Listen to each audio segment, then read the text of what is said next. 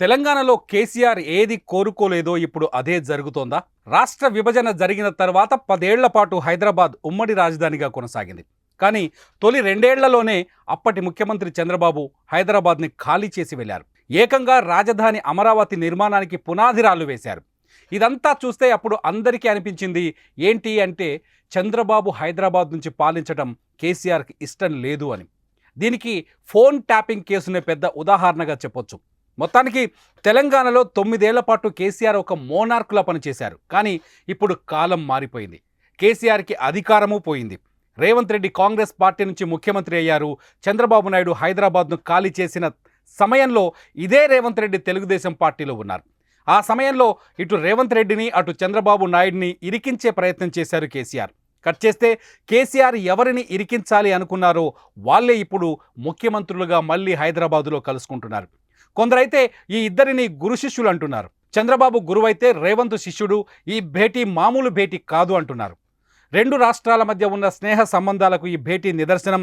2 రాష్ట్రాలను పాలించే ఇద్దరు ముఖ్యమంత్రుల గురు శిష్య బంధానికి ఈ భేటీ నిదర్శనం.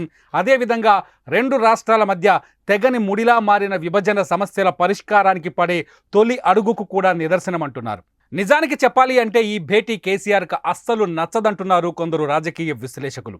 చంద్రబాబుతో భేటీ తర్వాత చంద్రబాబు కోణంలో రేవంత్ రెడ్డిని బీఆర్ఎస్ కార్నర్ చేయాలని కూడా ఆలోచిస్తున్నట్టు తెలుస్తోంది.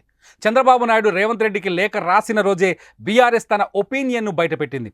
రాష్ట్రం విడిపోయిన మరుక్షణం రాష్ట్ర విభజన సమయంలో జరిగిన సంఘటనలను గుర్తు చేసింది. తెలంగాణకు చెందిన 7 మండలాలను ఆంధ్రప్రదేశ్ అన్యాయంగా లాక్కెళ్లిందని ఆరోపించింది. అంతేకాదు తెలంగాణకు చెందిన లోయర్ సీలేరు పవర్ ప్రాజెక్టును కూడా ఏపీ తీసుకెళ్లిందని చెప్పుకొచ్చింది.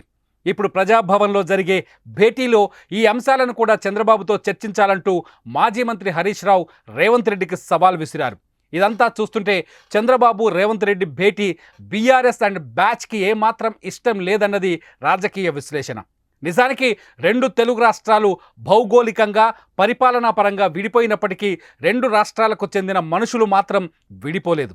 బంధాలు, బంధుత్వాలు, స్నేహాలు, ప్రేమలు, వ్యాపారాలు, ఆర్థిక లావాదేవీలు కొనసాగుతూనే ఉన్నాయి. హైదరాబాద్ అమీన్పూర్లో వెంచర్ వేసిన వాళ్ళు అమరావతిలో కూడా వెంచర్లు వేశారు. అమలాపురంలో నివాసం ఉండే వాళ్ళు హైదరాబాదులో ఇండ్లు కొంటూనే ఉన్నారు. ఇలాంటి పరిస్థితుల్లో 2 రాష్ట్రాల మధ్య సహృద్భావ వాతావరణం ఏర్పడాలి. 2 రాష్ట్రాల మధ్య విభజన వల్ల ఏర్పడిన వివాదాలు పరిష్కారం అవ్వాలి. 2 రాష్ట్రాలకు చెందిన ఆస్తుల పంపకాలు పూర్తవ్వాలి.